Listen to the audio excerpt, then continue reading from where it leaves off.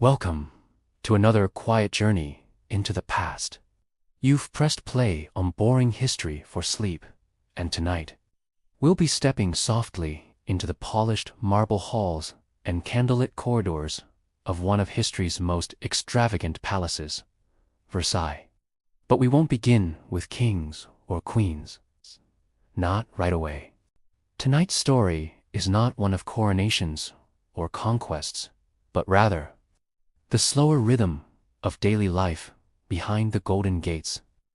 What was it truly like to be a servant in the grand palace of Versailles? To wake before the sun rose over manicured gardens. To move quietly through shadowed servants' stairwells, dressed in rough linens or fading livery, just as the court began to stir. For the next 2 hours, we'll gently explore these lives, the known and the hidden, the celebrated and the overlooked.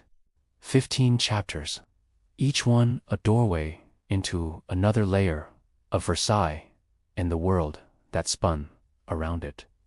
From the daily burdens of laundresses and valets, to the whispered intrigues of courtly life, to the quiet dignity of those who cleaned the royal bedchambers while trying not to breathe too deeply of lavender, sweat, and powdered wig.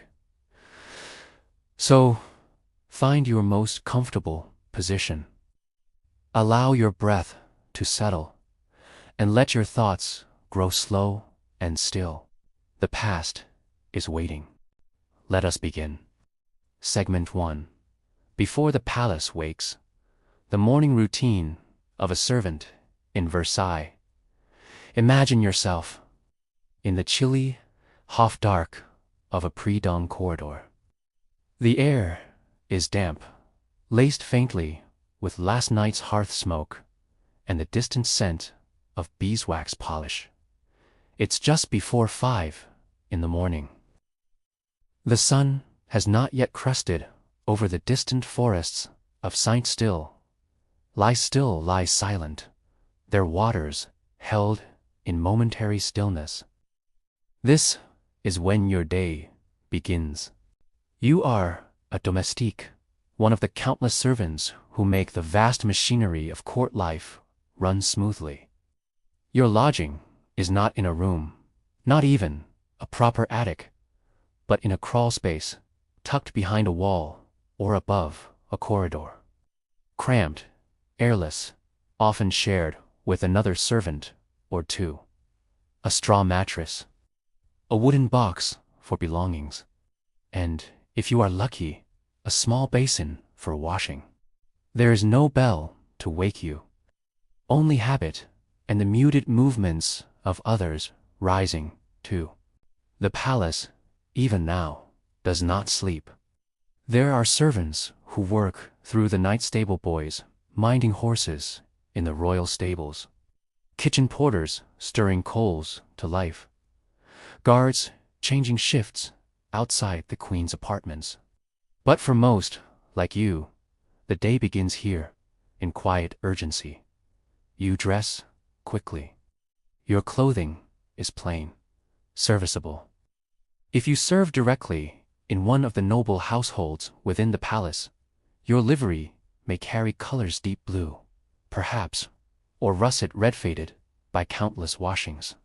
If not, it is simple linen or wool, smelling faintly of lye soap and sweat. Water is fetched from the nearest pump. There is no plumbing in your quarters. You wash your face quickly, if at all, and smooth your hair with damp fingers. There is little time for anything else, and then you descend. The servants' staircases of Versailles are narrow, winding, and dim, designed to keep you unseen by the nobility. You step carefully, mindful of loose stones and slippered feet. The corridors are waking slowly now, lanterns flickering to life, footsteps echoing down tiled floors. Perhaps you are assigned to the kitchens today. If so, You make your way down, down, into the bowels of the palace rooms, thick with a scent of flour, soot, and rising heat. Pots are already clanging, and the first loaves of bread are being kneaded by hand-coarse flour for the staff. Or maybe you serve in the queen's household. If so, your duties might begin with preparing her toilette, arranging silks, setting out jewels, or heating curling tongs over a flame. You are not alone. A dozen others hover near her rooms, ladies, waiting, chambermaids, hairdressers, all coordinated in a daily ballet of proximity and rank.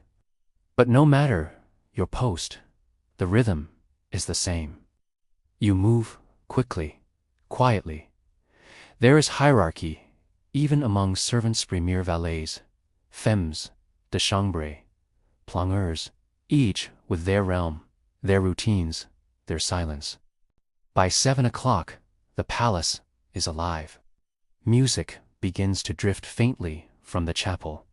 Courtiers whisper in the antechambers. The lever du roi, the ceremonial rising of the king, begins. You are not permitted in that room, lest you are among the highest ranking staff. And even then, only in certain moments. For most, your job is to prepare, anticipate, clean, arrange, and then disappear. Meals are served. You do not eat them. You may receive scraps, later bones from a roast, crusts from a loaf, vegetables that have grown soft at the edges. There is a servant's refectory, plain and echoing. Its benches are hard. The food is filling, but never generous, and often cold. Throughout the morning, your tasks continue: sweeping, polishing, fetching, standing still for long stretches in hallways as human signposts, waiting at doors, holding cloaks, running errands from one end of the palace to the other and back again, your shoes wearing thin, your shoulders aching. There is little reward. Wages are low, sometimes not paid at all. But there is prestige, oddly enough, in serving at Versailles even as a laundress or scullion. To be close to power is, in some way, to borrow its shimmer. Many endure the long days for the honor of saying they worked within these gilded walls. Still, for you, as the morning sun spills through high windows and dances along polished parquet floors, there is little time to admire it. You are already late to your next task. The palace does not stop. It moves, always, and you must keep pace. And now, as the day at Versailles continues to unfold, we'll step into a new room, a new life. In our next chapter, we'll quietly follow the footsteps of one of the most trusted individuals behind the gilded doors. A man who served kings with discretion and care, whose footsteps echoed in silence just outside the king's chamber. Segment 2. The King's Valet. Shadows beside the throne. Imagine yourself now, not in the kitchens or the scullery, but closer, so much closer to the very heart of power. The bedchamber of the king. Here, the air is different. Still quiet, but not the stillness of sleep, rather the carefully measured quiet of ceremony. Rich velvet curtains, the scent of ambergris, the soft rustle of satin slippers over polished oak. And near the king, always within reach, but never in the way, is a man whose presence is constant, yet almost invisible. The valet de chambre. He is not a nobleman, yet his access is unparalleled. He is not a priest, Yet he witnesses the king at his most unguarded. He is a servant. Yes, but one whose role required absolute discretion, quiet efficiency, and a near ritual understanding of court life. His day begins earlier than yours, even. Long before the lever due, ROI, he is already preparing selecting garments for the day, warming water, laying out shaving instruments. The king must be greeted with comfort and precision. The linens must be freshly aired, the stockings perfectly folded, the shoes carefully brushed, with buckles gleaming. Louis XIV, Louis XV, Louis XVI, they all had valets, often more than one. The premier valet, the chambre, was the highest among them, a man trusted not only with the king's attire, but with his moods, his confidences, his unspoken routines. Now imagine yourself in his shoes. You do not just hand the king a robe, you present it, silently, with the correct bow. You know the order of dressing by heart: shirt, waistcoat, breeches, garters, shoes, wig. You assist him into each piece with practiced ease. And all the while, you are not alone. The king's morning is a performance. High-ranking courtiers crowd into the room for the lever.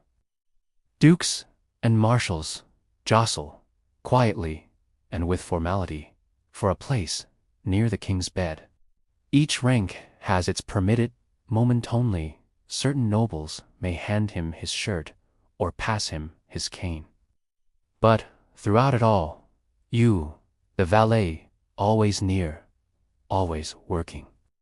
Later, when the room empties and the procession of court life moves on, your work continues. The valet is more than a dresser. He is also a keeper of secrets. You've seen the king in illness, in anger, in private grief. You've seen him without the powdered wig and the stiff brocade. You've tended to him during fevers, comforted him with a cool cloth, sat beside him in silence during long nights. If you serve Louis XV, you may have witnessed the strange and quiet intimacy he shared with his daughter, Madame de.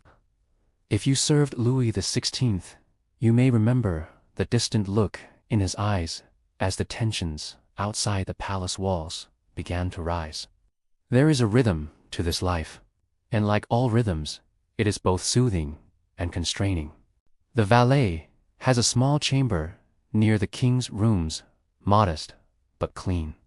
A narrow bed, a writing desk, a coat hung neatly on a peg. You are better housed than most, better fed, too. But you are also always on call. A bell could ring at any moment. And when it does, you must answer. Instantly. Your rewards are subtle. A small favor granted.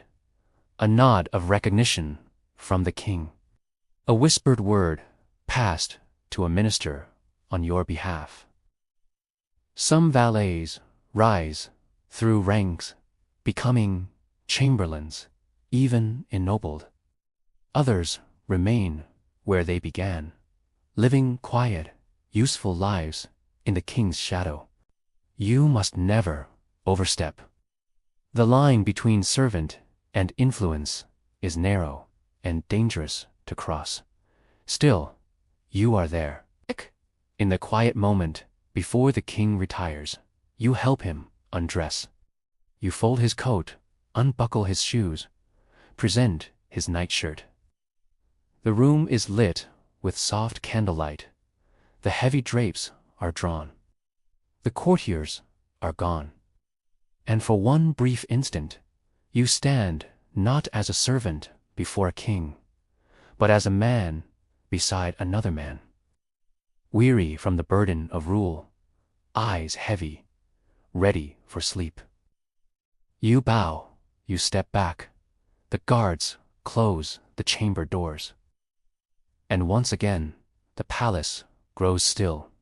In our next chapter, we will step even further from the light of chandeliers and painted ceilings into the unseen spaces below the palace, where ashes and scraps accumulate and another kind of labor begins. The world of the waste keepers and those who made the palace clean. Segment 3. The invisible backbone. Waste keepers and the unseen labor of cleanliness. Imagine yourself now, not in a chamber warmed by firelight, nor among silks and scented oils, but somewhere deeper, farther from the golden rooms of the court, down a narrow stair. Past the kitchens, past the bakery, past even the wine cellars. The light fades as the air cools and grows damp. This is where refuse gathers. This is where the palace sheds its skin each day. And here, too, people work. The palace of Versailles was, for all its splendor, an organism living, constantly producing.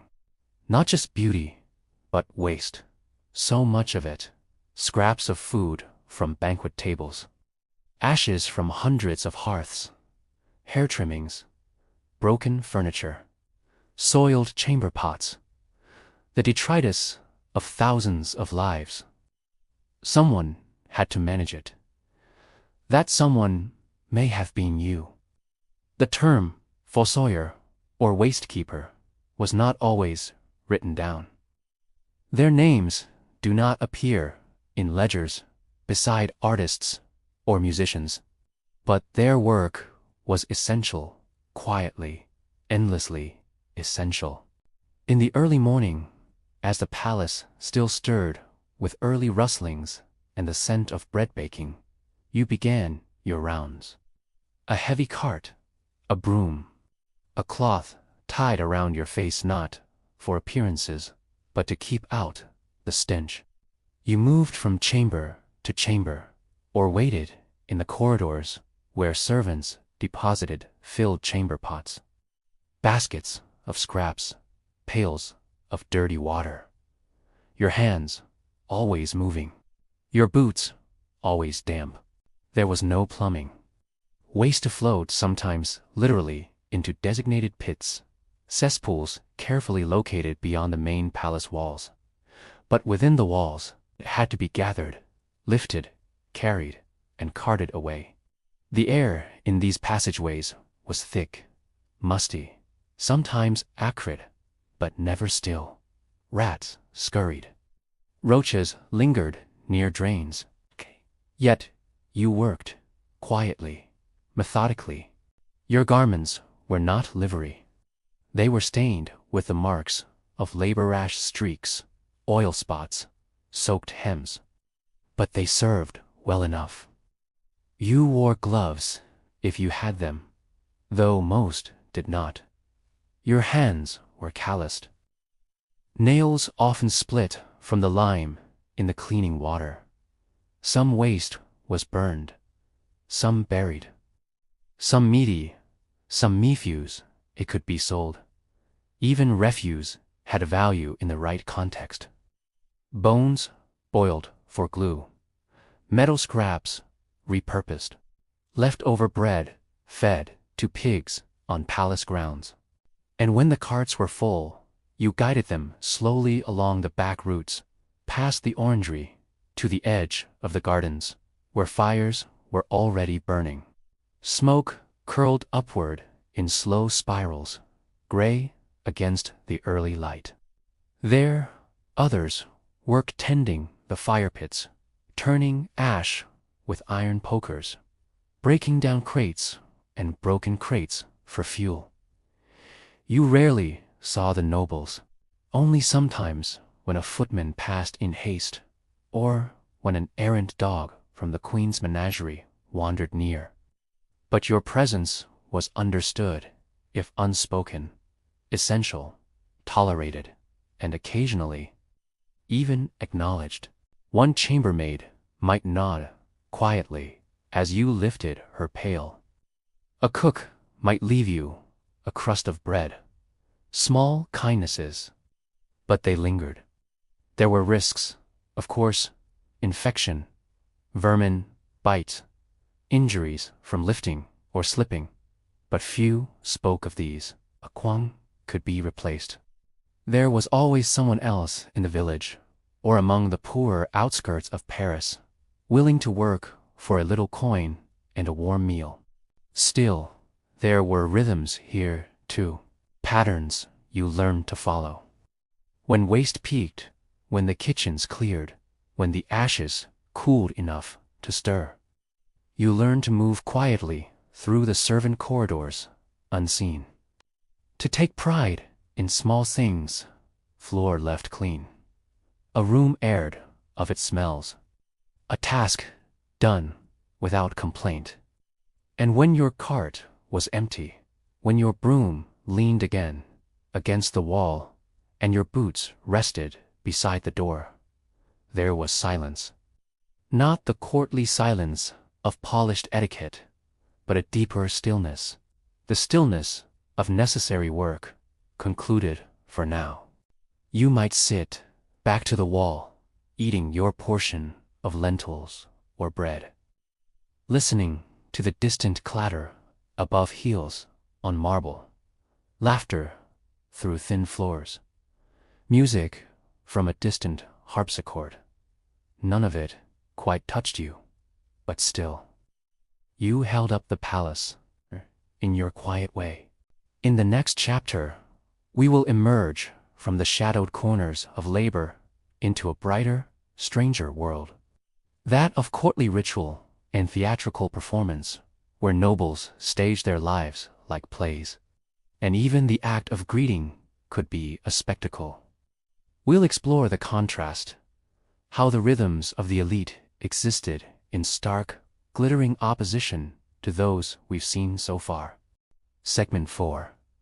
A life on display, ritual, performance, and the quiet loneliness of nobility. Imagine yourself now waking in a chamber not marked by toil, nor warmed by the scent of baking bread, but by polished silence and curated elegance. Pale morning light filters through heavy damask curtains. The bed you rise from is not your own doing, nor is the water you wash with, nor the garments you wear. You are not a servant. You are a noble. Perhaps a marquis, perhaps a duchess, perhaps a minor noble clinging to titles long faded, but still precious in the world of Versailles. Your day does not begin with labor, but with presentation. This, too, is a form of work. The nobility at Versailles lived lives of intricate performance. Their world was not driven by survival, but by standing. And standing was earned through constant visibility within the rigid structure of the royal court. From the moment you rose, your actions were not merely personal, they were public, symbolic, observed. A servant dresses you, not out of necessity, but as a matter of decorum. You must not soil your hands with laces or buttons.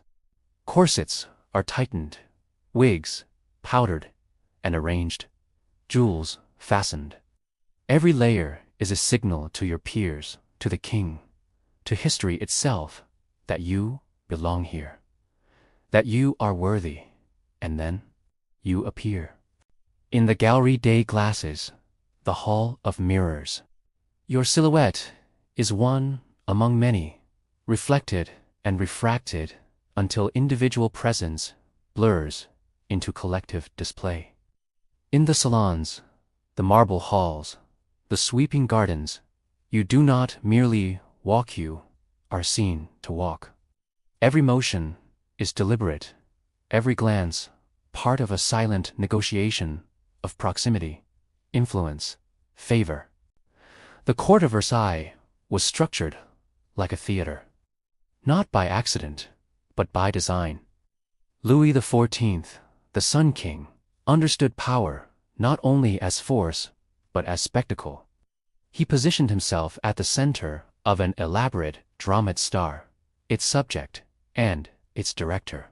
And the nobles, they were his supporting cast. The rituals were unending. The lever, du, roi, the king's rising, became a daily event of public observation. Only those of sufficient rank might hand the king his shirt or help him into his shoes. Tisapatavan in silence was to ascend.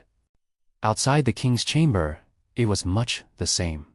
Every greeting, every seat taken at a card table, every invitation extended or withheld each held layers of meaning.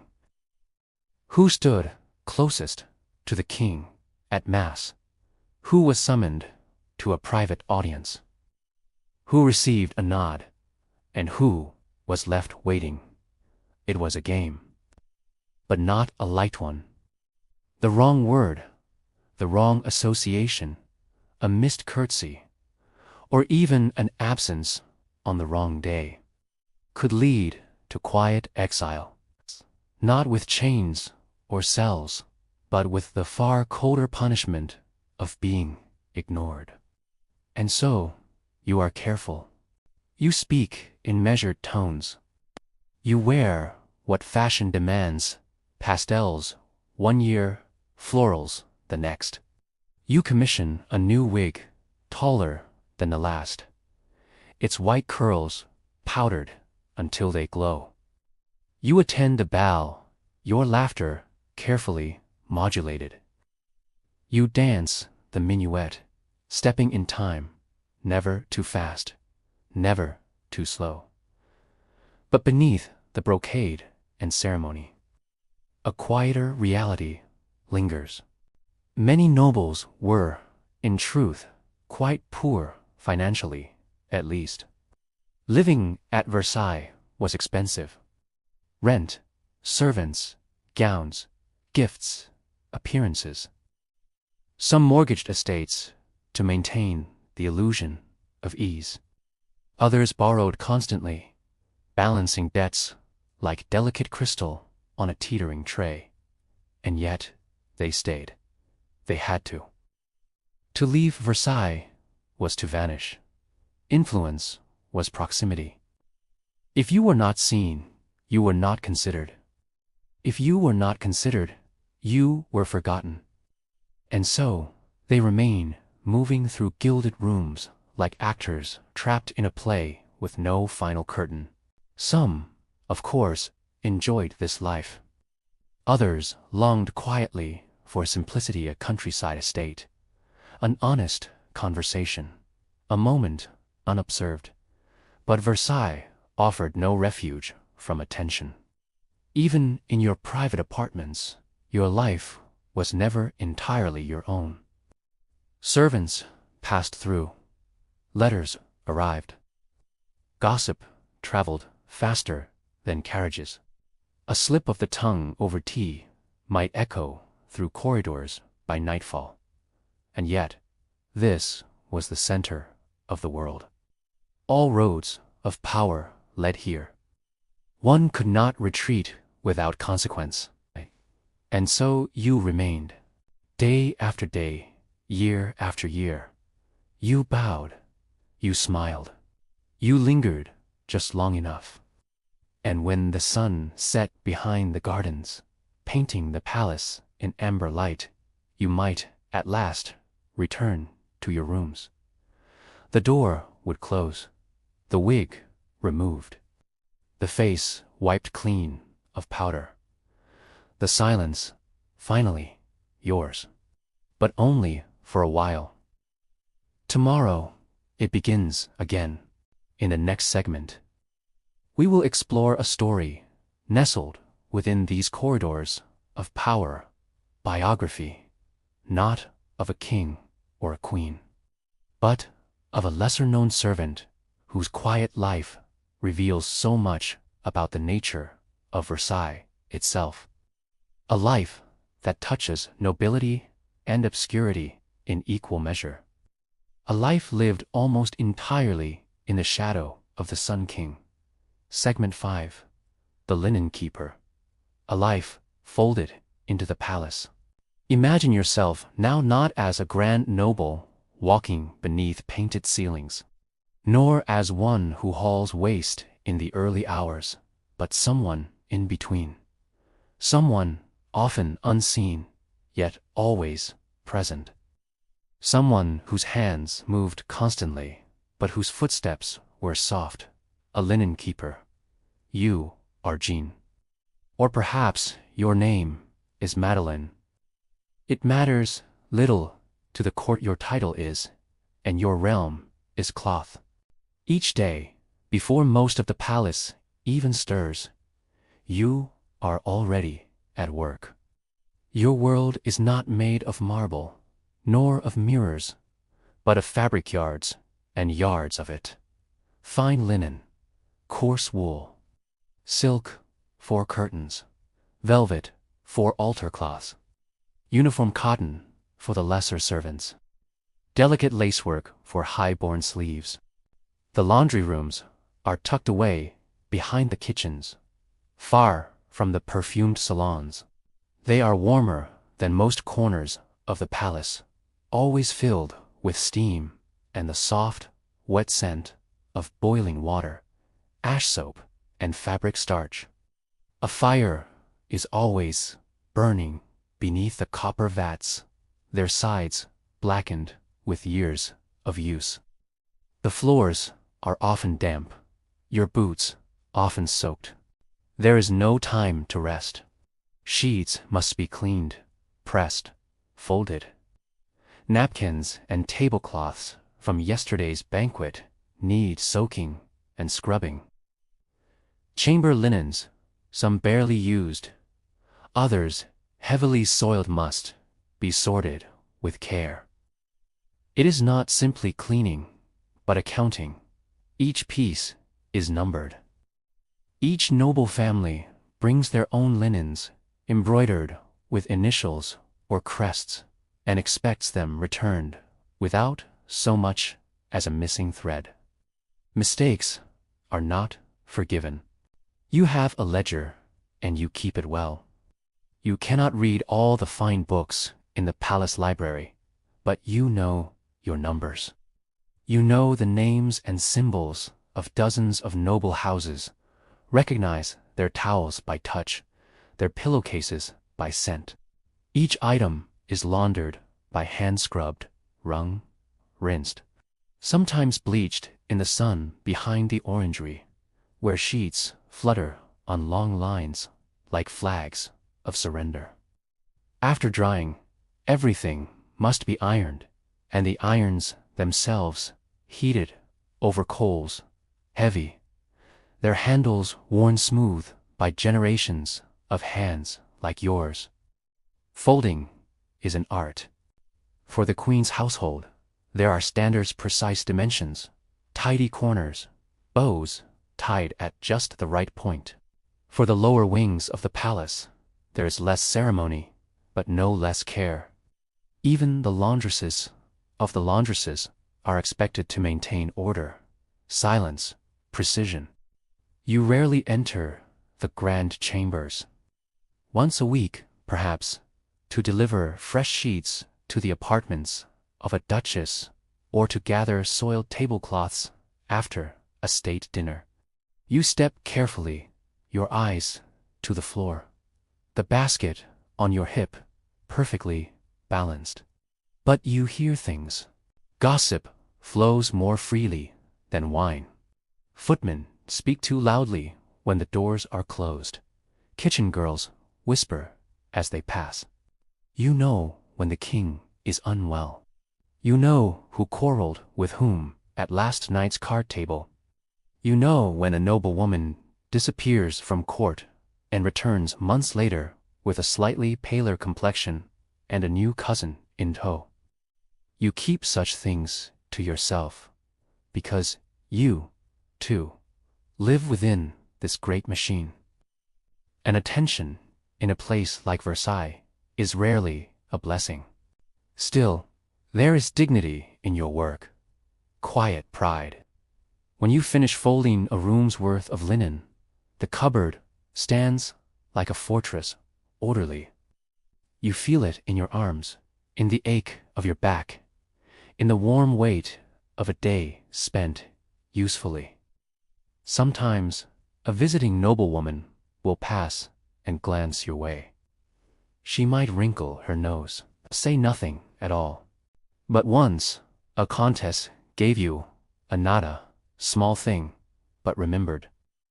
Her sheets had been scented with lavender, ironed without a single crease. Perhaps she noticed, perhaps not. Still, you remember the gesture. You live not in the palace proper, but in the servant dormitory's tight rooms with straw-stuffed mattresses shared with other women. Privacy is scarce. Candles are rationed. The air is full of soft snores and whispered prayers. But the beds are warm enough, and some nights someone brings wine. You do not dream of dancing in the hall of mirrors. But sometimes, as you fold the queen's nightgown with its delicate lace collar, you allow yourself to imagine what it might be like to wear such softness just once, to lie beneath silk sheets instead of linen, to sleep without rising before dawn. And then the moment passes, you return to your ledger. You dip your quill, you mark a bundle delivered, another retrieved.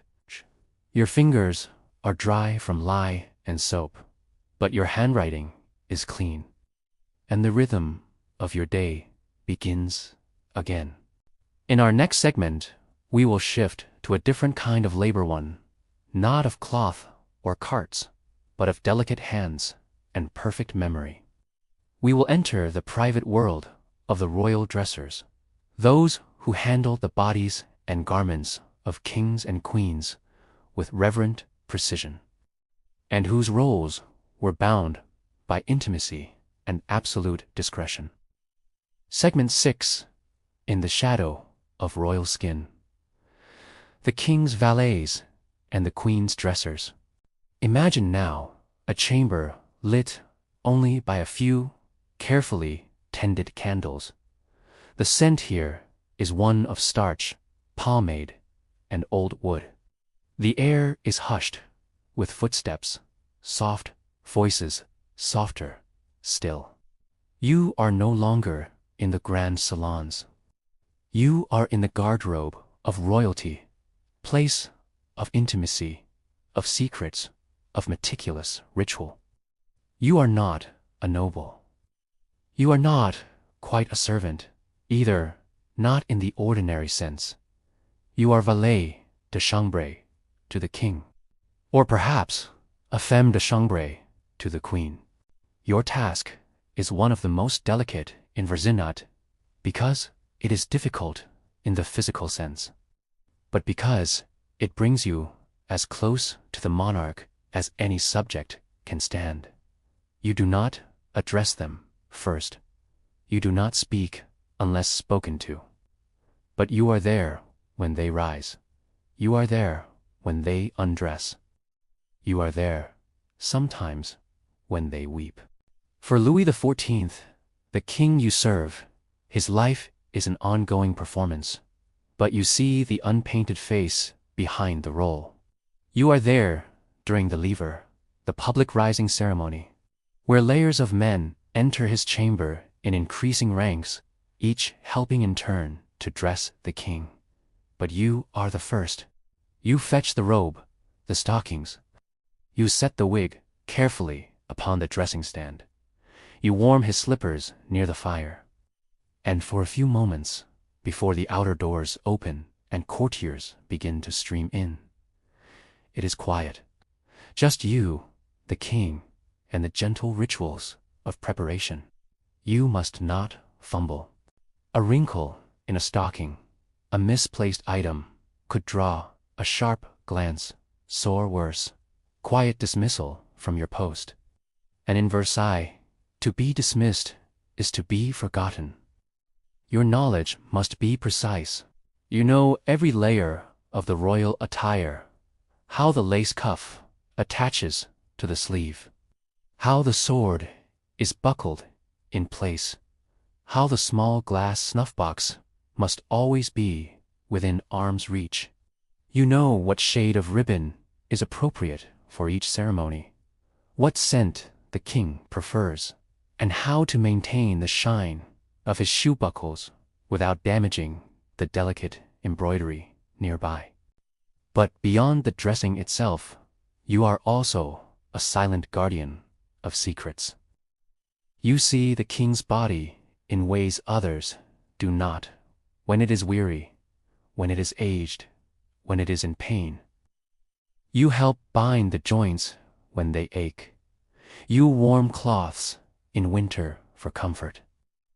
When illness comes, you are not the physician, but you are the one who remains near. You prepare the chamber for rest. You listen for uneven breathing. You light the candle and wait in the shadows. The Queen's femmes de chambre do much the same. Perhaps you are assigned to Marie Antoinette, perhaps to Maria Leschyska. Each queen had her own preferences, her own rhythms, her own trusted women. You assist in her morning toilette process, both public and personal. Others may enter and leave, but you remain. You hand her the brush. You hold the mirror. You lace the corset, not too tightly. You perfume the skin at the base of her neck. You must be invisible, and yet ever present. But you hear everything. When the queen is troubled, you may see her hesitate before the mirror. When she is pleased, you may notice the lift in her voice, the way her shoulders rise. You may be asked to deliver a letter in secret or to burn one without reading it.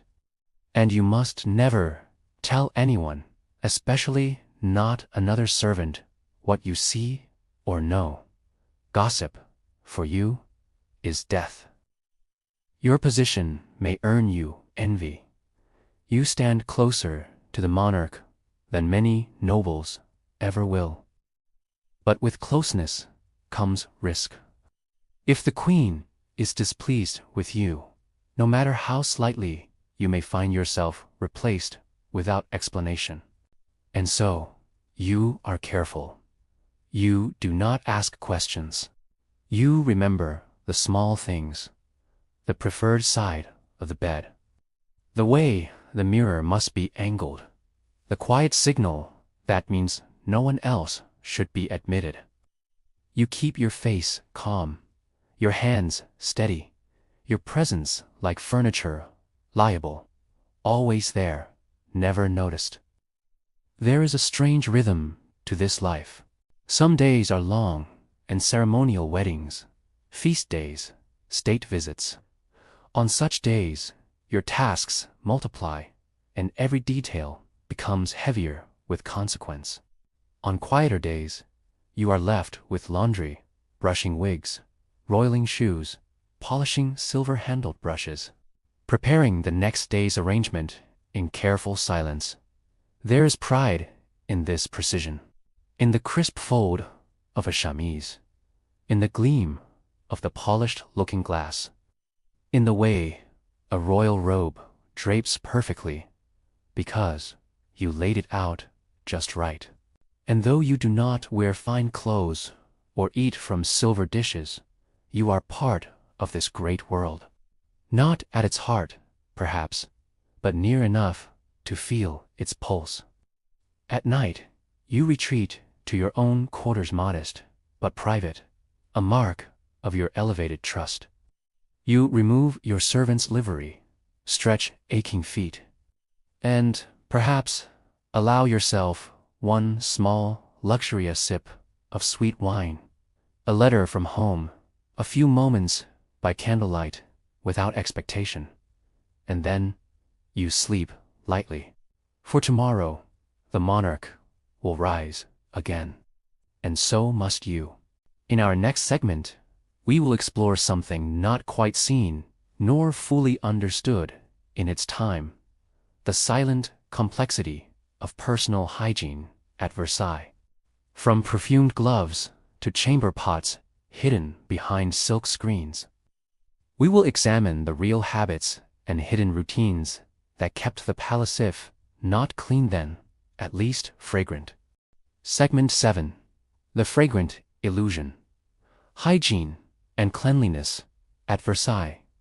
Close your eyes and imagine the palace once more. The sparkling chandeliers, the gleaming floors, the towering wigs powdered to perfection, silk rustling with every step. A place where every surface seems to shine under candlelight. But behind the scent of rosewater and orange blossom, something else lingers, something more human, more real.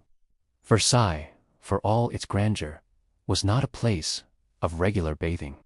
Water, though abundant in the palace's fountains and gardens, was rarely used for washing the body. The belief, common in the 17th and 18th centuries, was that water could open the pores and allow illness to seep in. Doctors advised their noble patients to avoid immersion altogether. Instead, they favored dry cleaning methods, wiping the body with linen cloths, applying scented powders, or using vinegar-soaked sponges to refresh the skin.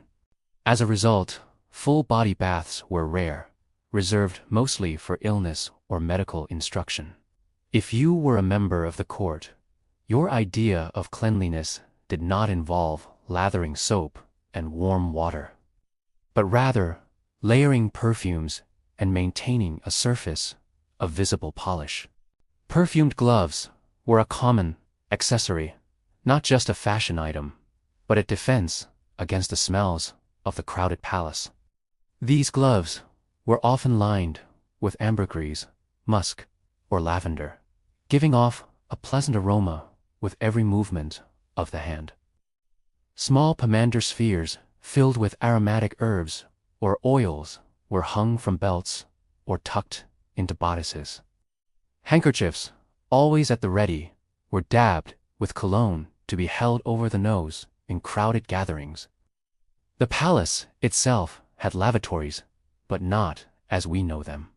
There were, of course, the prives, or private latrines, usually reserved for the royal family and the most elite guests. These were small rooms with simple wooden seats built over waste shafts. More commonly, nobles relieved themselves in commodes, portable chamber pots tucked behind curtains, screens, or even disguised as chairs. Some nobles would even use the stairwells or the palace gardens if they felt no one of consequence was looking. And for servants, the facilities were fewer, shared, and far less dignified. Many relied on the Bertolua small, portable chamber pot designed for women, especially during long formal events where leaving the hall might be seen as impolite. Each morning, the porte de chaise would carry away the filled chamber pots, hundreds of them from the countless apartments and servant rooms throughout the palace. These porters were often invisible to the grand narrative of Versailles, yet they formed one of its most essential and unpleasant functions. They moved swiftly, heads lowered, careful not to spill or be noticed. Their job was to carry human waste down winding servant staircases, out into the courtyards, and eventually to dump it in designated waste pits or carts destined for the outskirts of the city. The stench along the lower corridors was a constant reminder of this hidden labor. To mask such realities, scent was essential. The royal perfumers held prestigious positions. Their chambers were filled with glass bottles, flower distillations, tinctures of herbs and resins, and rare imported oils from far-off lands. They crafted perfumes, not just for elegance, but for survival in a crowded, minimally washed society. Royal linen was often scented sprinkled with orange blossom water or kept in chests lined with dried lavender and cloves. Hair powder, too, carried scents: violet, rose, or bergamot. The act of dressing one's hair, especially for court, could involve multiple applications of powder and perfume, creating a fragrant cloud around the wearer. This culture of masking and ornamentation extended to every level of the palace. Even the furniture played a role. Velvet cushions could be unfastened to reveal hidden pots. Screens and tapestries were hung not just for decoration, but to block odors. Incense was burned during gatherings. Scented candles were lit in chambers before the arrival of the queen. And yet, despite all this careful planning, Versailles could not escape the natural consequences of hundreds, sometimes thousands of people living in close quarters. Rodents were a common nuisance. Insects, too. The grand kitchens, located at the far end of the palace to minimize their smells, struggled with waste and vermin. Servants used vinegar or herbs to clean the stone floors, scrubbing with stiff brushes in the early morning light. Still, it was not all squalor. There were moments of careful cleanliness. During certain seasons, nobles might travel to private country estates where bathing in a copper tub might be arranged. The queen herself, especially Marie Antoinette, enjoyed occasional bathing rituals in specially designed apartments chambers with large bathtubs and screens, scented soaps, and warm linens. But these moments were rare luxuries, not daily habits. For most, hygiene at Versailles was a performance, a carefully maintained illusion crafted from powders, fabrics, and scents. And if it worked, if the visitor was dazzled by the golden mirrors and perfumed halls, then perhaps the illusion was enough. The rhythm of their lives continued. Morning to evening, scent to scent, illusion to illusion. In our next segment, we will turn to the heart of ceremonial Versailles, theatrical days of the Sun King himself. We'll walk through a day in the life of Louis XIV, not from his perspective, but from those who observed, served, and enacted his elaborate daily routine, which turned monarchy into spectacle. Segment 8. The King on Display. A day in the life of Louis XIV. If you were one of the hundreds who lived and worked in Versailles, your day might begin by listening not for bells or clocks, but for footsteps, for hushed voices echoing along the corridors outside the king's bedchamber. It is dawn. The king is not yet awake, but already the palace is beginning to move. At precisely 7:30 in the morning, the premier valet de chambre enters the king's bedroom. Louis XIV sleeps not in solitude, but under the eyes of tradition. He lies on a grand state bed with crimson velvet drapes, surrounded by carved wood and golden flourishes. His sleep observed by a rotating roster of attendants, each one sworn to vigilance. The room is still, thick with the scent of beeswax and linen. The lever, or morning rising ceremony, is about to begin. The grand lever is not simply the act of waking up. It is a public, ritualized emergence and event to which only the most favored courtiers are invited. and in strict order. Imagine a small theater unfolding within the royal bedchamber. The curtains drawn, not on a stage, but on a man becoming a symbol once more. First, the doctor and the surgeon are admitted. They briefly check the king's health. Then come the chief valet, the king's reader, and a handful of high-ranking nobles who will assist in dressing. Slowly, layer by layer, Louis XIV is helped from bed, his nightshirt replaced, his stockings rolled up with care, his shirt and waistcoat fastened with silver buttons, all while conversation floats lightly, carefully around him. Silence is not permitted, but neither is intimacy. The king's body is not entirely his own. It is viewed, dressed, adorned with the quiet reverence one might reserve for a relic. Each article of clothing, each gesture is part of a larger message. France, strong and shining, awakened with the dawn. You, as an observer or servant, would know your place exactly. If you are among the highest-ranking dukes, you may be permitted to hand the king his shirt. If you are a page, you wait silently at the edge of the room, eyes averted, ready to fetch a glove, a snuff-box, a walking cane at the slightest motion. By the time the king is dressed, the day has truly begun. He proceeds to morning mass in the royal chapelle, brief but essential rite. The entire court may be watching. Rows of nobles stand in balconies above, while others crowd into the chapel floor. Heads bowed, waiting for a glimpse of the monarch. The air is cool and dry. The notes of sacred music rise slowly, solemnly, before fading into stillness again. Then come the meetings. The king, who rarely traveled beyond Versailles in his later years, governed from his chambers and salons. He met with ministers, ambassadors, and generals in carefully scheduled audiences. His decisions were final, yet he received petitions with deliberate grace.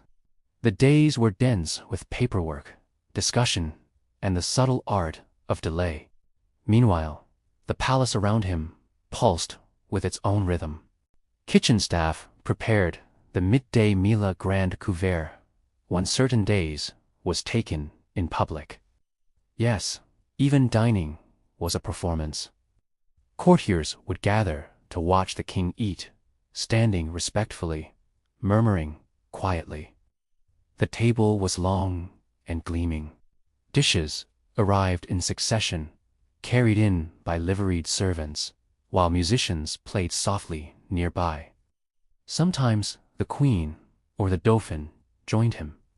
More often, he dined alone, watched by all. You might be one of the guards, standing silently against a wall. You might be a server, waiting to clear the plates. Or you might be among the crowd, craning for a glimpse of the man whose breath was thought to sustain the nation. The afternoon brought moments of private leisure, though nothing in Versailles was truly private. The king might walk in the gardens, accompanied by favored nobles. He might hunt in the nearby woods, the hoofbeats of horses pounding down packed trails, horns sounding faintly in the distance. On quieter days, he might retire to one of his smaller apartments, more intimate, more human. Here, he might read or speak more candidly with his inner circle, perhaps even play cards or listen to music. These were the hours when the heavy mantle of performance was loosened, if only slightly. As evening approached, the court gathered once again. There might be a concert, a play, a formal ball, or a game of basset or lansquenet. Candlelight shimmered against gilded mirrors. Perfume drifted through the air. Laughter floated above the clinking of glasses, though rarely too loudly.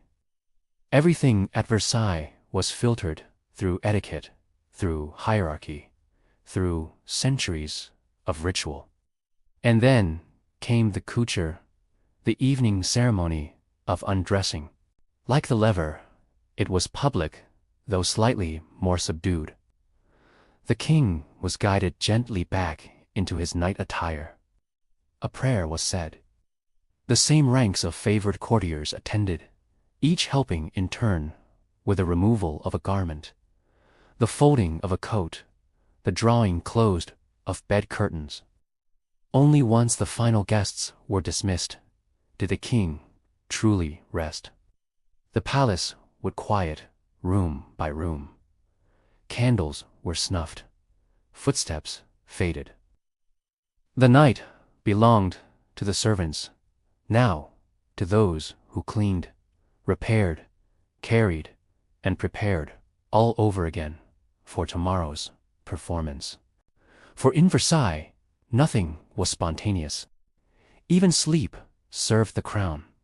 And for you, perhaps, a servant, perhaps a lady-in-waiting, perhaps one of the silent staff who saw everything but said nothing. The day's ending was also a beginning. You walked the same corridor you had each night.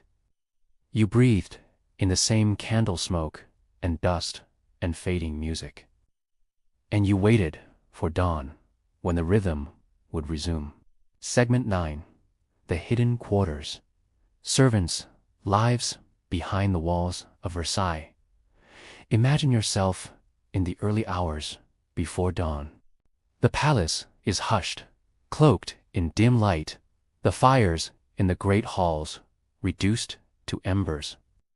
Somewhere in the distance, the sound of soft footsteps echoes along a stone corridor. A servant carrying firewood, careful not to wake the noble family sleeping just beyond the paneled wall. You are now in the servant quarters of Versailles. Not the rooms with velvet cushions and damask wallpaper, but the cramped, often forgotten spaces that snake throughout the palace above, beneath, and beside the world of the court. Versailles housed not only kings and courtiers, but also an invisible army of workers.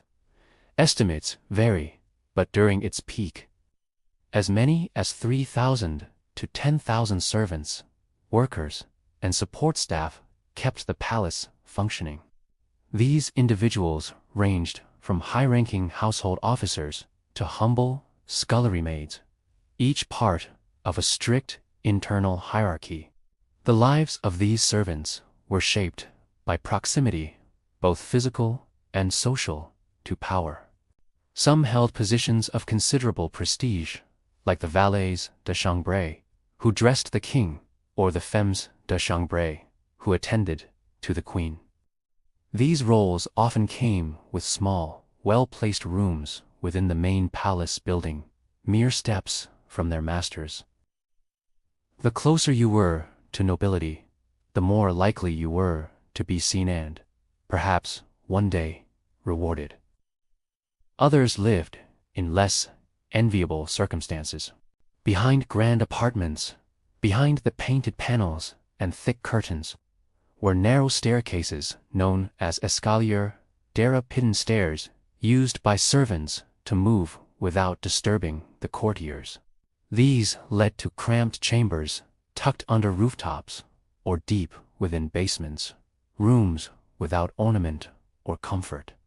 A servant's chamber might be no more than a few square meters, shared with one or two others. There was little heat in winter. In summer, the rooms baked under the lead roofs. Furnishings were minimal. A straw mattress, a wooden stool, a shared wash basin. Light came from a small window, if you were fortunate, or from a borrowed candle stub, flickering and short-lived. You rose before the sun. Your tasks varied: sweeping, fetching water, blacking boots, laying fires, stitching torn linens. polishing silver, scrubbing chamber pots, assisting with wigs, dusting the countless surfaces of a palace built more for show than practicality. And yet, within these confines, life continued with its own rhythm. Meals were simple, often taken in shifts, in shared servant halls, or tucked quietly behind the kitchen complex. Bread was common, along with vegetable pottage or leftover meat from the noble tables. Water, small beer, and occasionally diluted wine helped sustain long days.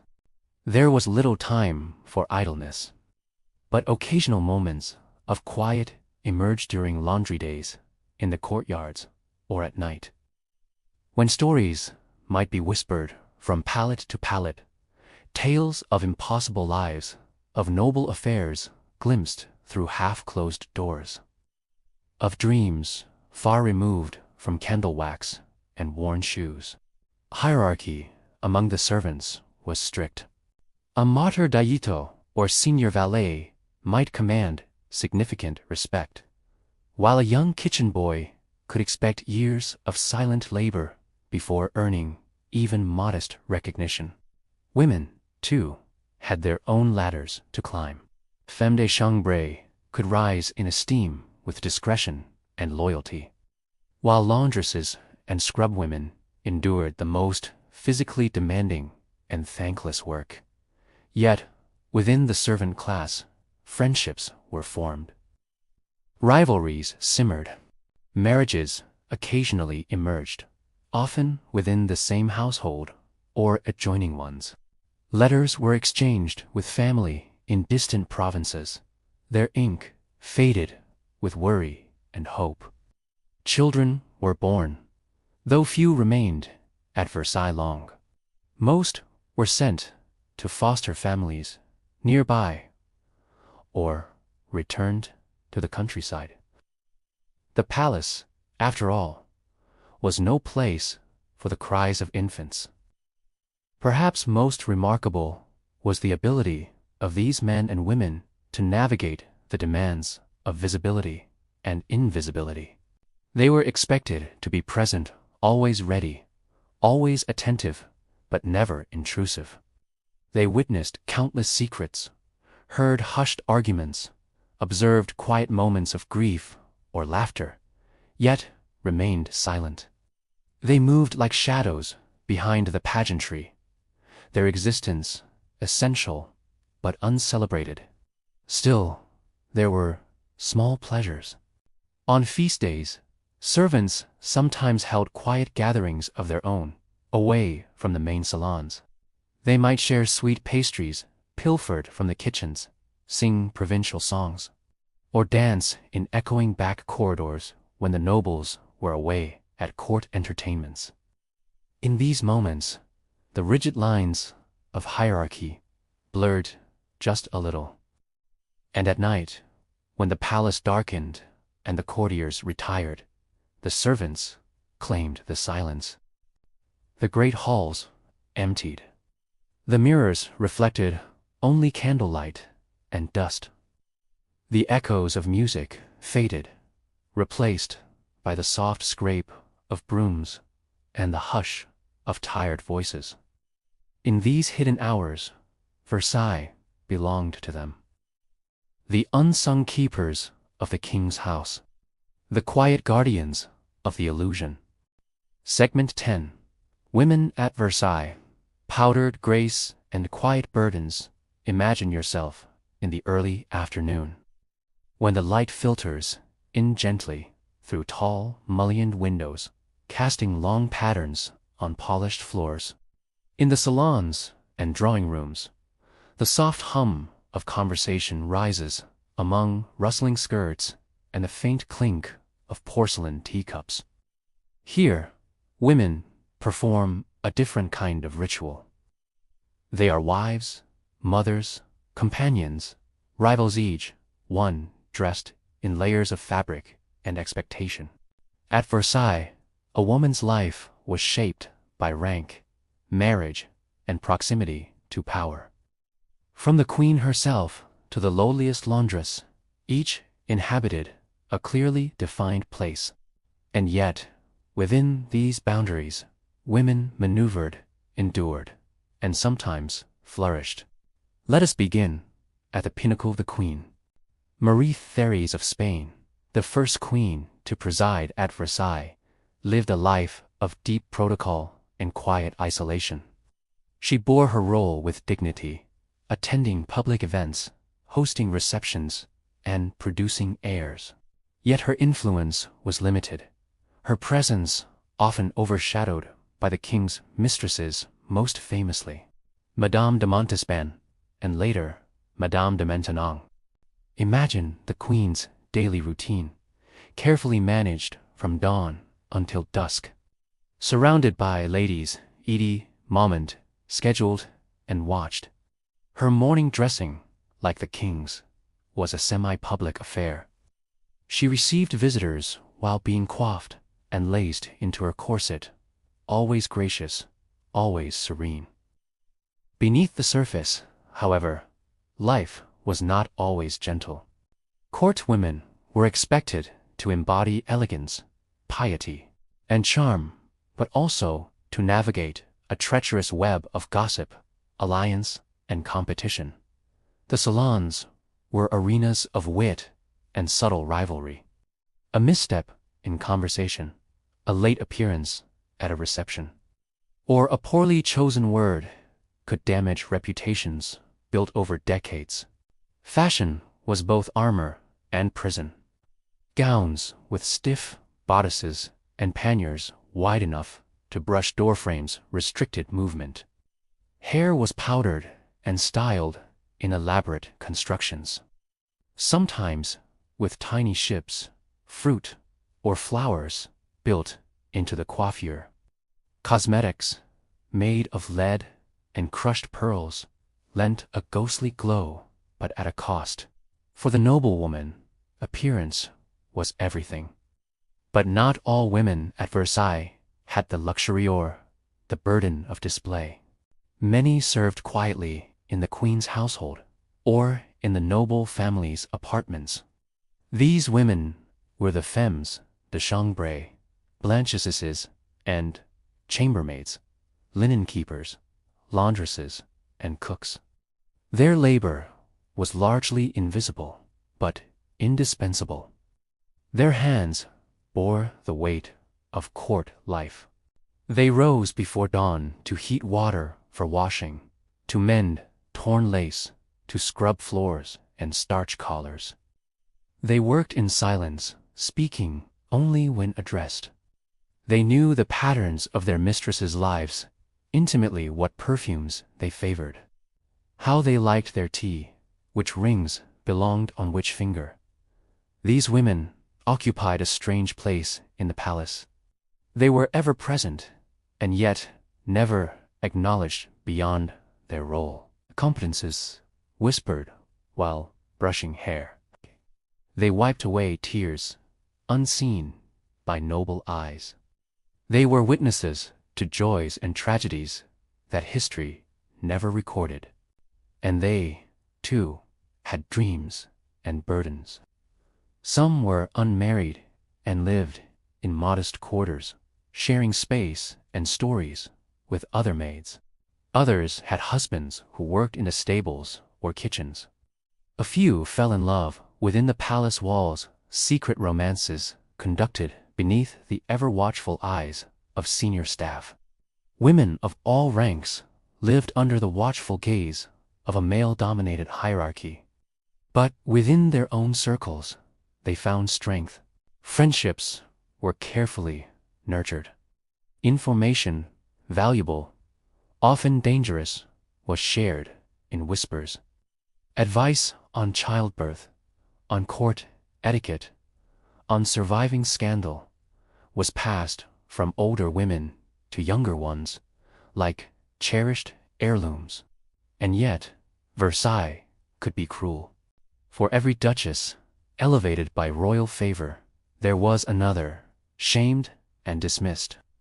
For every servant, promoted to a more comfortable role, there were many more dismissed without cause. Women who aged, who bore illegitimate children, or who simply displeased a superior could find themselves cast out, their names erased from the palace ledgers. Still, there were those who endured, even those who triumphed. Madame de Maintenon, once the governess of the king's illegitimate children, eventually became his wife in a morganatic marriage. She wielded subtle but powerful influence, especially in matters of religion and education. Her life was a quiet testament to the art of discretion and patience. Other women, though less well known, also left their mark. There were the midwives who assisted in royal births, the seamstresses who crafted legendary gowns, the washerwomen who worked in the steamy pavilions near the orangery, hands red from lye and cold water. They, too, shaped Versailles. Their lives were not etched in marble or painted in oils, but they linger in the quiet corridors, the well-worn stone steps, the hidden courtyards where sunlight rarely reached. Its chandeliers, its painted ceilings, remember the women who moved within and behind it, those who smiled politely while hiding sorrow, those who stitched hems until their fingers bled, those who played their part, however small, in a world not made for them. Next, in segment 11, we will step into the private world of food at Versailles, from royal banquet to the hidden work of the kitchen staff. What did people eat? How was it prepared? And who labored to fill the endless platters? Segment 11. Feeding the palace, kitchens, meals, and the rituals of dining at Versailles. Imagine yourself walking through the palace before a grand feast. The salons are alive with whispered anticipation. Tables are being laid, silver polished, candles trimmed to perfection. But beneath this surface lies another world, entirely a labyrinth of cellars, courtyards, and kitchens, alive with the sounds of chopping, stirring, clanging, and shouting, though all muffled by thick stone walls. Feeding Versailles was an extraordinary undertaking. At its height, the palace supported thousands of people, members of the royal family, noble courtiers, foreign dignitaries, clergy, guards, staff, and servants. 3 major meals were served each day, with additional snacks, private dinners, and impromptu gatherings peppered throughout. And for the king, each meal was not just nourish me, was performance. The royal meals, especially the grand caviar, were public spectacles. Louis XIV, and later Louis XV and XVI, took part in these ceremonial meals, where the royal family would dine before an audience of courtiers and favored guests. They sat at elevated tables while nobles watched in respectful silence or quiet conversation, observing every bite, every gesture. The clinking of cutlery was joined by the low murmur of court musicians playing nearby. But the food served to the royal family, while rich and elaborate, was often not eaten in large quantities. The king might sample a few bites of several dishes, then move on. His tastes were surprisingly modest. Louis XIV, for instance, enjoyed simple roasted meats and vegetables from his gardens at Trianon. However, a vast array of options was still presented at each meal. Multiple courses, dozens of dishes, a choreography of food served by ranked officials. A meal might begin with soup thickened with cream, flavored with marrowbones or wild herbs. Then came meats, boar, pheasant, beef, or lamb, often roasted, glazed, or stewed. Fish, particularly freshwater varieties like carp and perch, made regular appearances. There were pastries filled with truffles or mushrooms, sweet and savory pies, and fruit, conserves imported from distant provinces. Desserts dazzled the eye more than the palate. Towers of marzipan fruits, spun sugar, creams perfumed with orange blossom, and jellies molded into delicate shapes. Wines flowed freely, Burgundy, Champagne, and wines from the Loire Valley, decanted into cut crystal or silver-gilt vessels. Behind these opulent meals was a world of tireless labor. The royal kitchens at Versailles, located in the Cour des offices, were bustling centers of heat and industry, divided into separate spaces for baking, roasting, boiling, butchery, confectionery, and more. Each kitchen was run by its own master and team of assistants. There were cuisiniers and aides de cuisine, and scullions. Dozens of fires burned at once. Iron pots, big enough to bathe in, simmered for hours. Ovens were kept hot with constant stoking. Spices once rare and precious were measured out with care. Sacks of flour were hefted onto backs, while chickens were plucked and dressed by hand. The smells were layered, rich, oily, sweet, and smoky. The air was thick with the scent of rendered fat, sharp vinegar, freshly torn herbs, and the ever-present temps of wood smoke. And all this for food that might never even be eaten. It was common for untouched dishes to be passed to the royal family's inner circle or distributed to favored servants. Some food found its way quietly into the hands of others, traded or sold. Even leftovers from the king's table carried prestige. Meanwhile, far from the royal salons, the vast majority at Versailles ate far more modestly. Servants and guards typically received rations of bread, a measure of salt pork or dried beans, and perhaps a bit of cheese or small beer. Those with higher status in the royal household might dine on better, fare simple stews, roasted poultry, or fresh vegetables when in season. And food shortages were not uncommon. When poor harvests struck, even the palace kitchens had to make do. Bread grew coarser, stews thinner. In especially lean years, tension simmered behind the gilded walls. Hunger, though never acknowledged at court, was a quiet visitor to many chambers and corridors. Still, the act of eating at Versailles was steeped in ceremony, no matter one's status. From the formal dinners of the Dauphin to the quick meals taken in servants' quarters, there was rhythm and tradition. Napkins were folded just so. Utensils were placed with precision. Recipes passed from chef to apprentice over generations. Even the preparation of chocolata, favorite among noble women, was its own ritual. It was mixed with sugar, cinnamon, and sometimes orange flower water, then frothed to perfection and served in porcelain cups during morning visits or afternoon chats. Food, then, was never merely food. It was a symbol of hierarchy, a tool of control, a measure of favor. It delighted, but it also disciplined. It brought people together, but it also reinforced who could sit where, who was served first, and who, in the end, went hungry.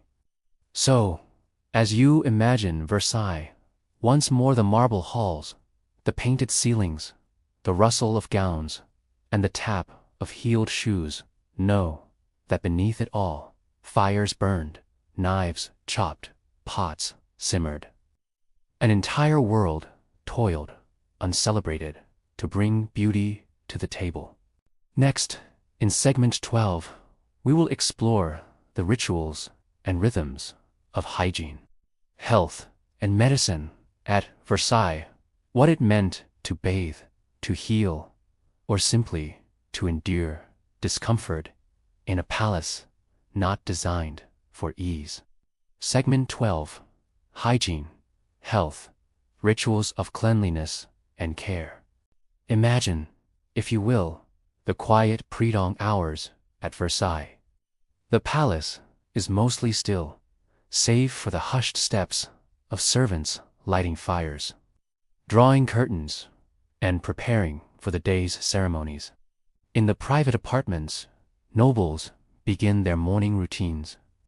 But here, the modern notion of cleanliness diverges. Bathing, as we understand it today, was not a daily activity. To most inhabitants of Versailles, both noble and servant alike, immersion in water was thought to be risky, especially hot water, which was believed to open the pores and invite illness. Instead, cleanliness was often achieved through what they called dry bathing, wiping the body with cloths, changing linens frequently, and applying fragrant powders or vinegars to mask natural odors. Perfume, not soap, was the foundation of freshness.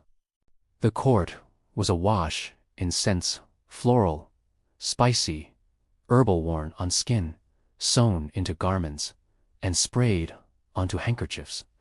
Lavender, rosewater, bergamot, and ambergris drifted through the palace air, mingling with less pleasant smells that even Versailles could not fully hide. Imagine yourself in the apartment of a marquise, seated at her toilette. Her maid gently pats her arms and neck with a cloth dipped in orange blossom water. A delicate dusting of powder follows. Hair is carefully combed, perhaps with a bit of pomade. Under her gown, layers of fine linen, shift-clean linens, laundered regularly, served as the main barrier between the skin and the outer garments. To change one's linen was to cleanse oneself. Still, the palace had its less fragrant realities.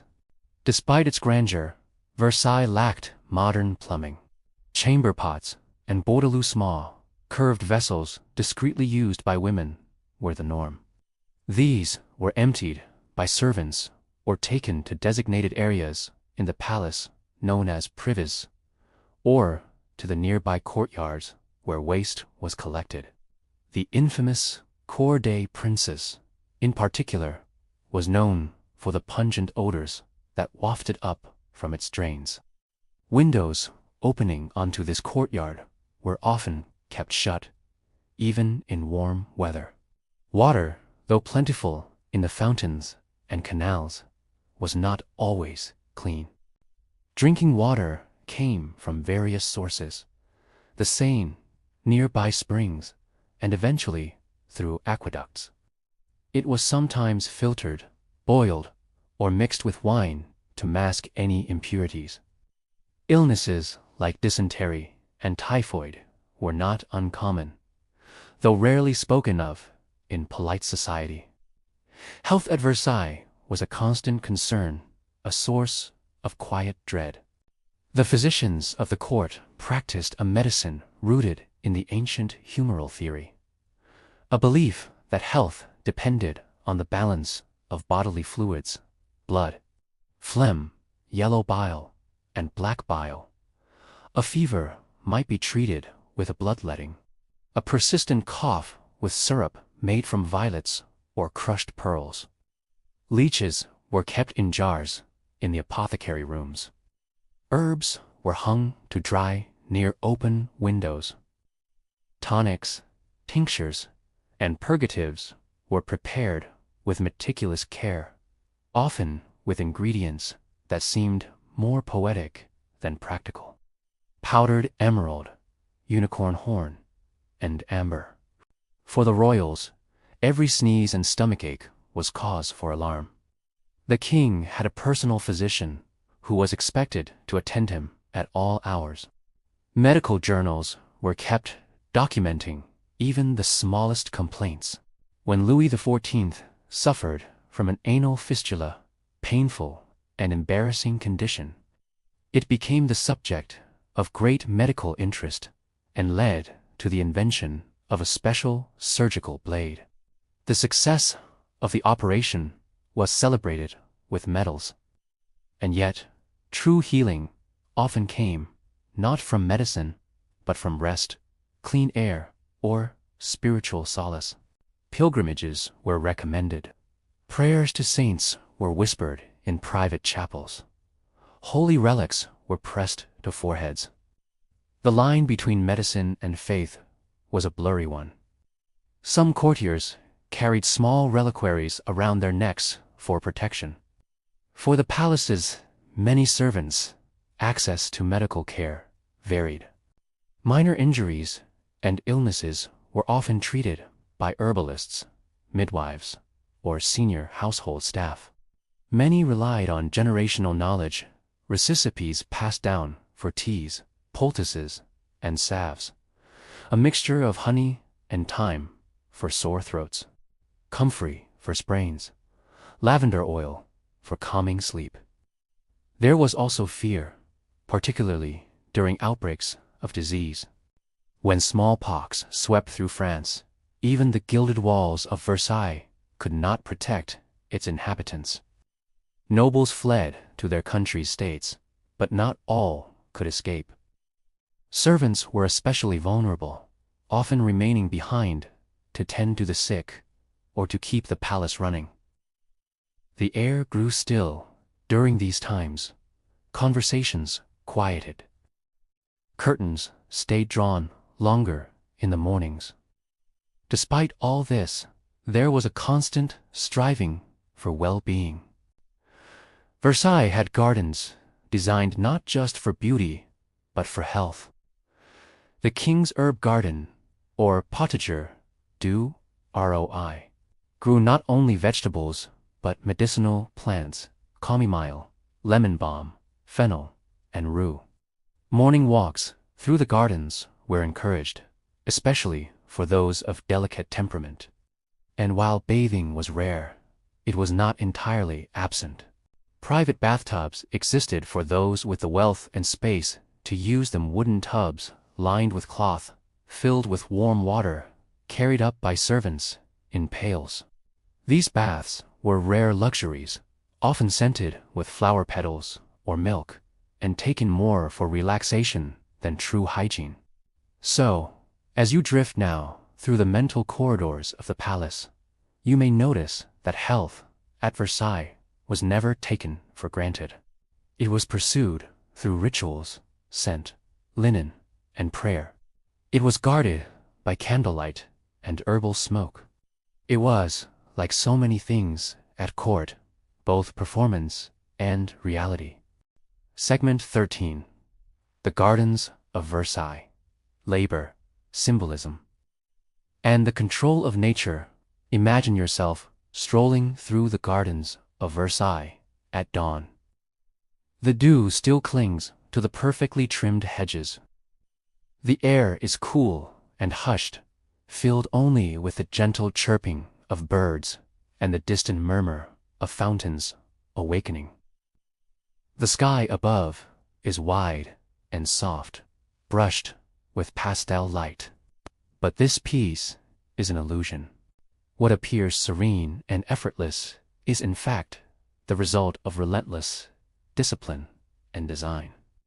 Every trimmed hedge, every perfectly aligned tree, every pathway was planned, calculated, and maintained by an invisible army of gardeners, laborers, and engineers.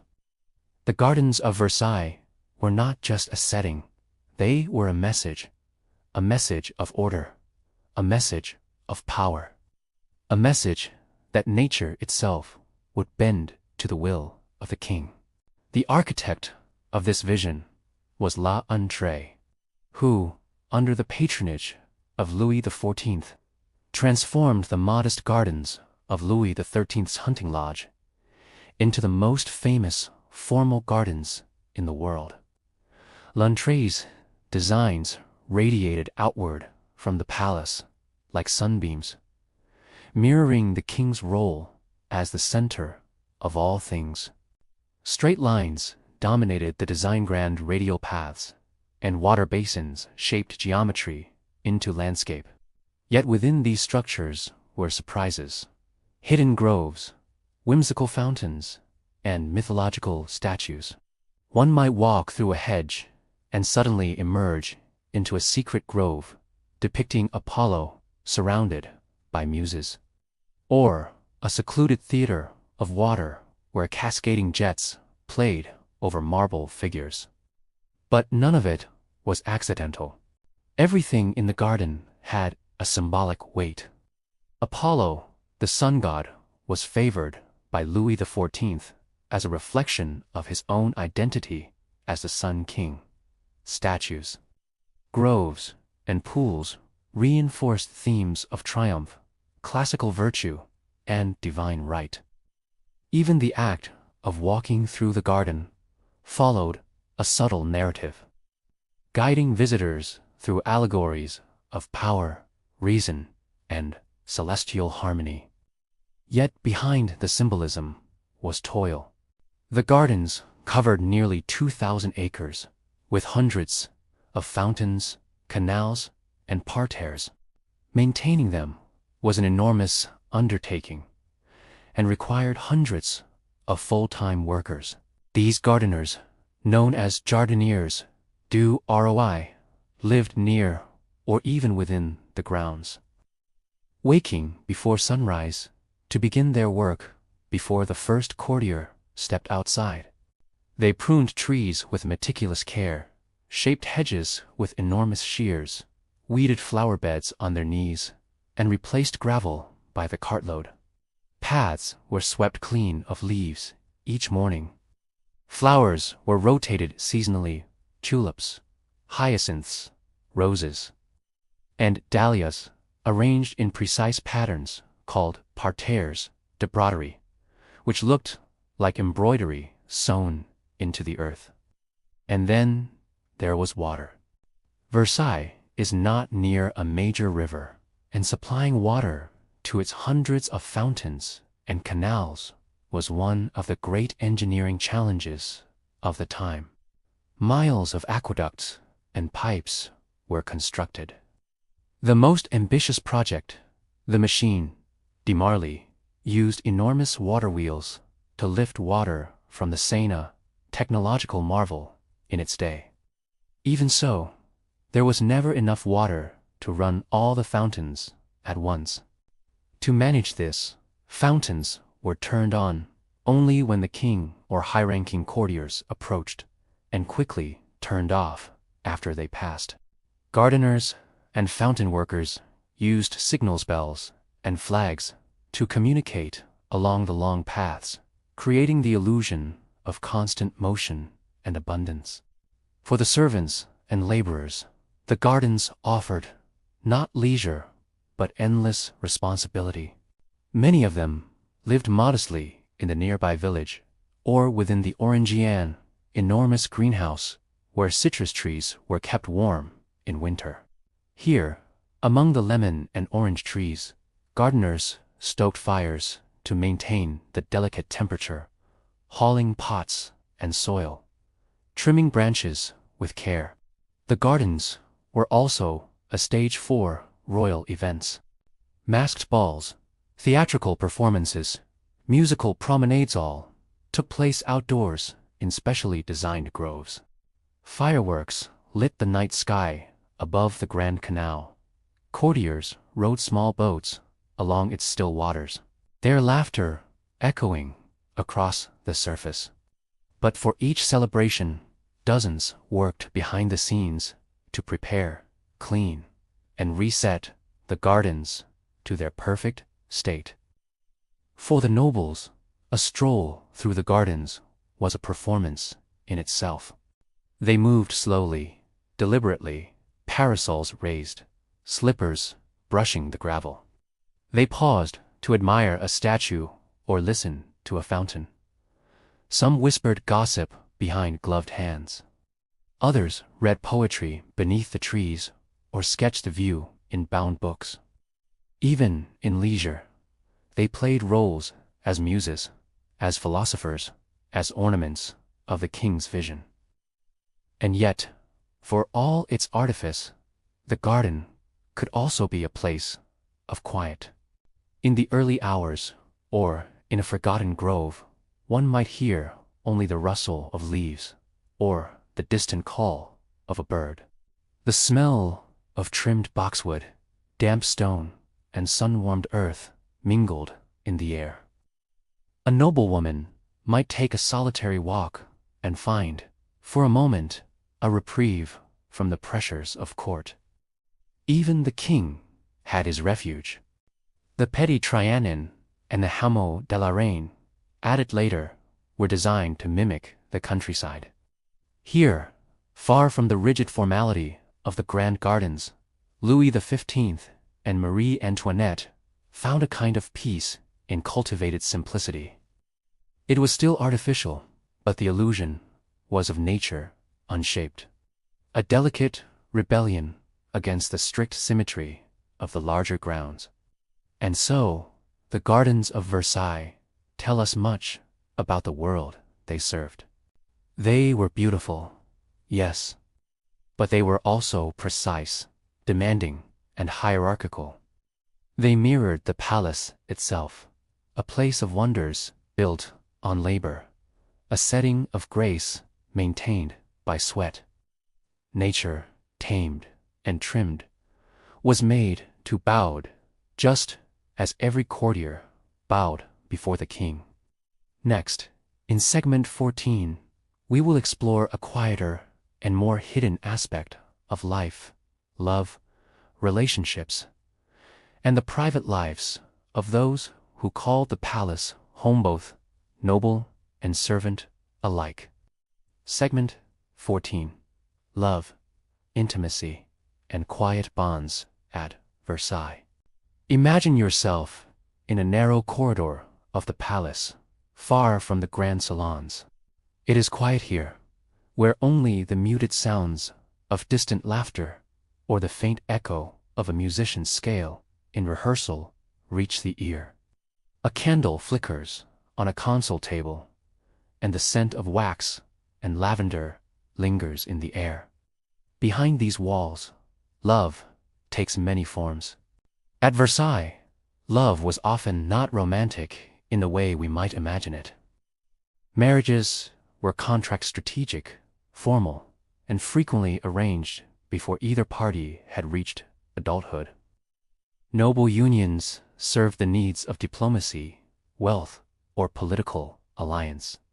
A duchess and a duke might share a surname, a coat of arms, and a child or two, but live largely separate lives, especially as the years passed.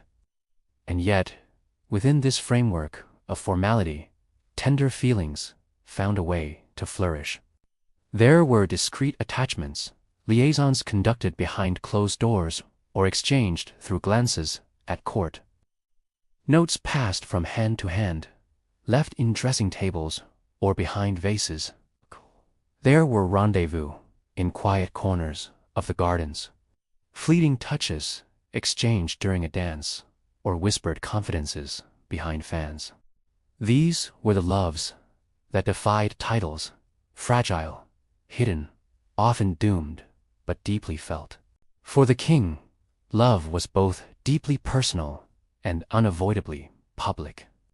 Louis XIV had several official mistresses, most notably Madame de Montespan, and later Madame de Maintenon. Their influence extended far beyond the bedroom. Madame de Montespan, in particular, wielded enormous power, for years patron of poets, intermediary of petitions, mother to the king's legitimized children. Yet even these relationships, grand as they were, unfolded in the peculiar emotional climate of Versailles, half political. Love existed alongside ambition, desire, next to calculation. It was as much a performance as the daily rituals of court. But what of the servants? They, too, experienced longing, companionship, and stolen moments of closeness. A scullery maid might exchange secret smiles with a stable boy. A footman, working late into the night, might pass by the linen room and linger just a little longer at the door. Love among servants was often more free, just as fragile. Their unions were rarely sanctioned, sometimes punished, and almost always conducted in secrecy. Still, bonds were formed. Some married, often with quiet church ceremonies on their few days of leave. Others simply shared rooms and hopes and burdens. These relationships were marked by small kindnesses, a loaf of bread set aside at the end of the day, a patch mended in a coat, or a word of encouragement after a difficult shift. There were also relationships formed through proximity and duty. The personal attendance of noble ladies femmes de chambre, dames de Torzofen, formed complex, emotional ties to their mistresses. Part servant, part confidant, they might witness births, illnesses, heartbreaks. In some cases, a servant was the one constant in a noble woman's life, the keeper of her secrets, her memories, her sense of self. And in turn, some nobles grew deeply attached to those who served them. Letters survive in which noble women write tenderly of maids and nurses they had known since childhood. They spoke of them not just as help, but as friends, sisters, even surrogate mothers. These affections, though rarely equal in power, were sincere and often lifelong. Of course, Versailles was also a place of loneliness. Surrounded by people, by ceremony, by noise, one might still feel utterly alone. The court was a place of observation and judgment. Private lives were always in danger of exposure. A misstep in love, even a perceived one, could end a career, a reputation, or worse. Gossip traveled faster than footmen. A glance could be interpreted, a letter misread, a silence exploited. Some suffered in silence. Women whose husbands took mistresses found solace in their children, in music, or in prayer. Men, trapped in empty marriages, escaped into hunting, wine, or long rides across the palace grounds. And yet, amid this emotional restraint, genuine connection sometimes emerged. There were letters written at night, by candlelight, full of aching restraint and coded longing. There were poems, pressed flowers, locks of hair. Some of these have survived, tucked away in archives. Their ink faded, but their sentiment still quietly alive. It is also worth noting that not all love fit within the expectations of the time. Though rarely acknowledged openly, there were same-sex relationships at Versailles. Hidden, discreet, and often deeply suppressed, these affections, nevertheless, existed. Courtiers who loved in this way often relied on coded language, secret circles, or the tacit tolerance of a few. For them, the risks were greater, the loneliness deeper, but the feelings no less real. One might picture two noble women walking slowly through the gardens, their gloved hands brushing ever so slightly. Or two young men in the library, exchanging books, heavy with subtext. Their stories are harder to trace, harder still to name, but they too were part of the palace's emotional tapestry. And love was not always mutual. There were affairs of power, of obligation, and of manipulation. A servant might feel affection for a noble who never learned her name. A courtier might feign love to rise in station. Some relationships were born of pressure, or survival, or the hope of protection. Love at Versailles could be soft, but it could also be sharp. Still, the palace bore witness to countless quiet moments of tenderness. A mother singing to her child behind drawn curtains. A hand squeezed before parting. A letter tucked into a glove. These small gestures wove through the grandeur of Versailles like threads of humanity. Invisible to most, yet essential to the emotional life of the palace. So, as you rest your mind, imagine the palace, not just as a monument of stone and gold, but as a living place of hearts beating fast, breaking quietly, and sometimes finding comfort in one another. Next, in segment 15, we will conclude our journey by looking at what remained after the Sun King's court began to fade. What did Versailles become? And how did those who once lived and served within its walls adjust to the coming tides of revolution and change? Segment 15.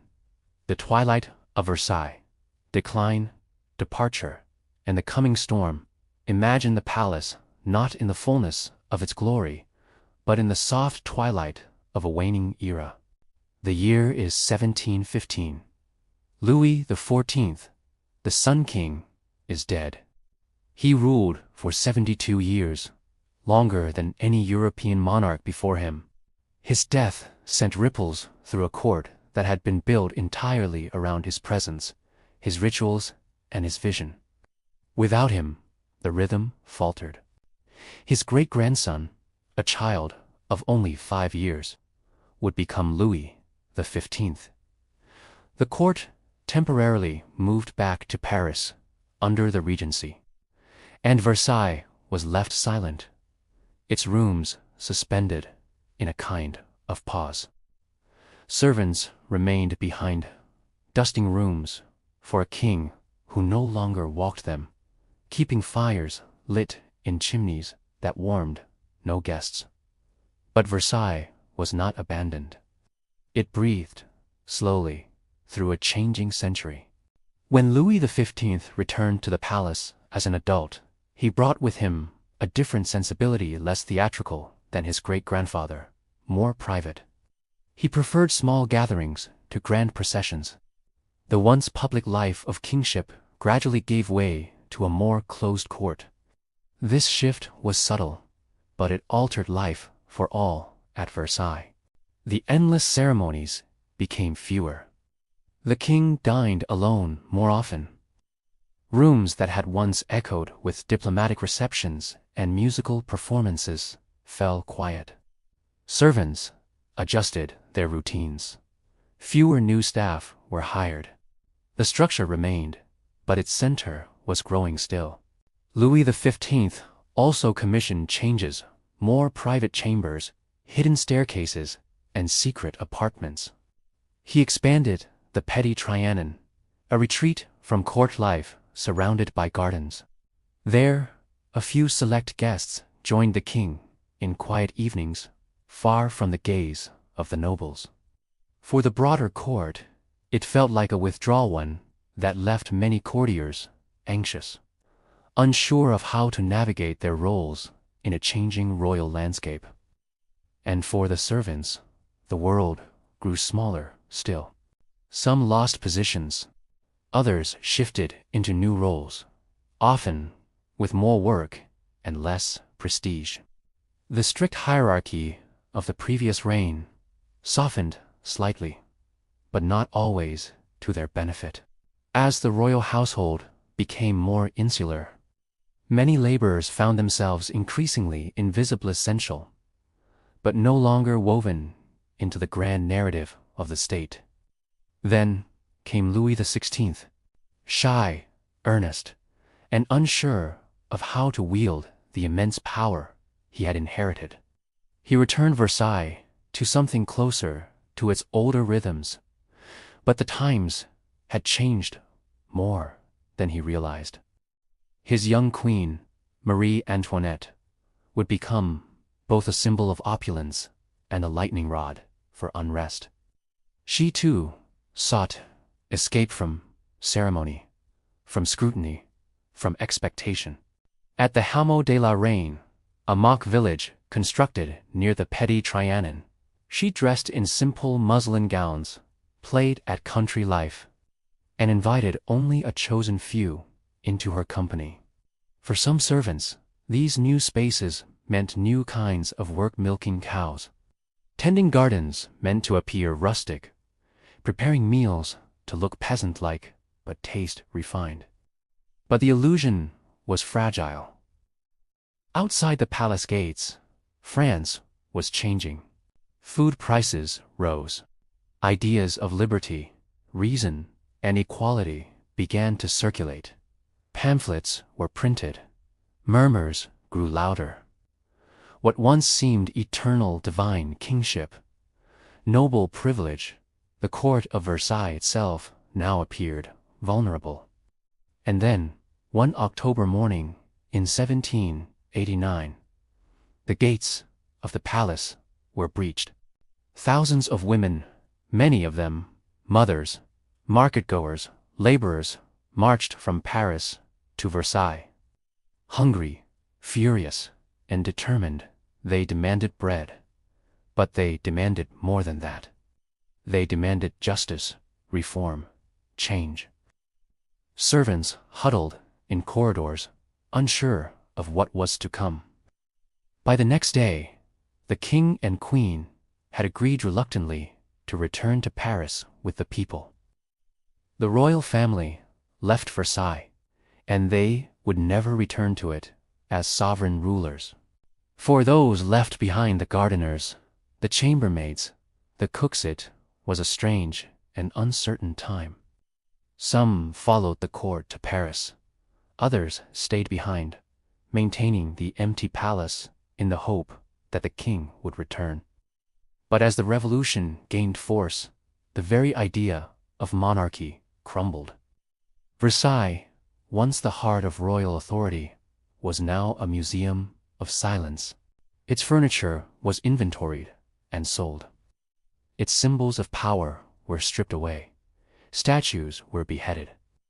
Symbols of fleur-de-lis were removed or defaced. The palace itself escaped destruction only because of its architectural value. Ironically, its usefulness as a symbol of what had been lost. Some former servants found new lives as citizens in the Republic. Others faced hardship or obscurity. A few, especially those associated with the most visible parts of the old regime, were imprisoned, exiled, or worse, and the palace. It became a museum, a monument to memory. In time, it was visited not by nobles, but by curious travelers, scholars, and later, tourists. Its halls still echo with footsteps, but they are no longer those of kings and queens. The grand apartments, once alive with rustling silks and whispered court intrigue, are now carefully preserved, dusted, and watched over by modern custodians. But if you listen carefully, in the stillness, you can almost hear the past breathing. A faint rustle of brocade. The soft fall of footsteps on parquet floors. The murmur of a servant outside a chamber door. The hush of a dawn in the gardens when all is perfectly in place, awaiting the king who will never return. And now, dear listener, as our journey through Versailles comes to a close, Rest gently in the knowledge that you have walked through more than stone corridors or garden paths. You have traced the quiet steps of those who served in silence. You have glimpsed the delicate workings of power, of love, of life carried out beneath golden ceilings, and beneath them, still, in the basements and back rooms where history quietly unfolded. The palace still stands, but its heart is different now. You carry a piece of that world with you, a candlelit corridor, a clipped hedge, the hush before a bell is rung. As you drift, may you find rest in knowing that even the grandest empires fade. But the human moments, the small, soft ones, sleep well.